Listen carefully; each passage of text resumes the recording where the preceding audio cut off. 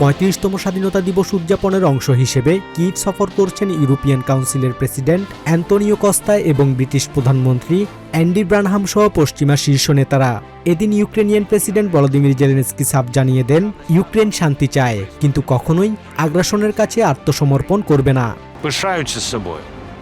ইউক্রেনিয়ানরা নিজেদের স্বাধীনতা ও সার্বভৌমত্ব রক্ষা করতে দৃঢ় প্রতিজ্ঞ।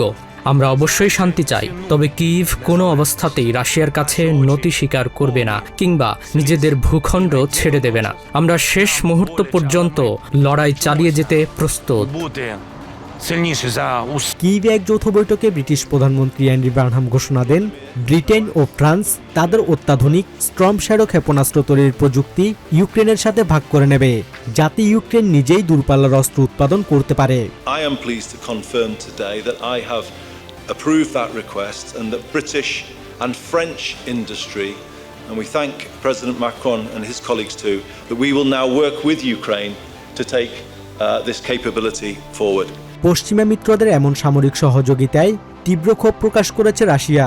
ক্রেমলিন মুখপাত্র দিমিত্রি পেসকোভ অভিযোগ করে বলেন, ব্রিটেন ইচ্ছাকৃতভাবে পরিস্থিতি ঘোলাটে করছে এবং শান্তি প্রক্রিয়ায় বাধা সৃষ্টি করছে। সেই সাথে এসব অস্ত্র তৈরির কারখানা লক্ষ্য করে ধ্বংসাত্মক অভিযান চালানোর হুঁশিয়ারিও দিয়েছে মস্কো। আমেরিকা, ব্রিটেন এবং কিয়েভ শাসন ব্যবস্থা নিয়মিতভাবে আগুনে ঘি ঢেলে চলেছে এবং শান্তিপূর্ণ সমাধানের সামান্যতম পথও খোলা রাখছে না। যুদ্ধের এই আবহের মাঝেই রাশিয়ার ক্রাসনোদার অঞ্চলে ইউক্রেনের ড্রোন হামলায় শিশুসহ বেশ কয়েকজন হতাহত হওয়ার খবর পাওয়া গেছে। একই সাথে ওডেসায় রুশ ক্ষেপণাস্ত্র হামলায় বাণিজ্যিক গুদাম ও সুপার স্টোর ক্ষতিগ্রস্ত হয়েছে।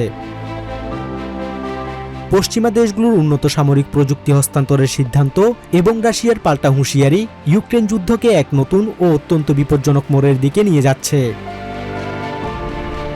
Basudebnath, TVN24 news desk.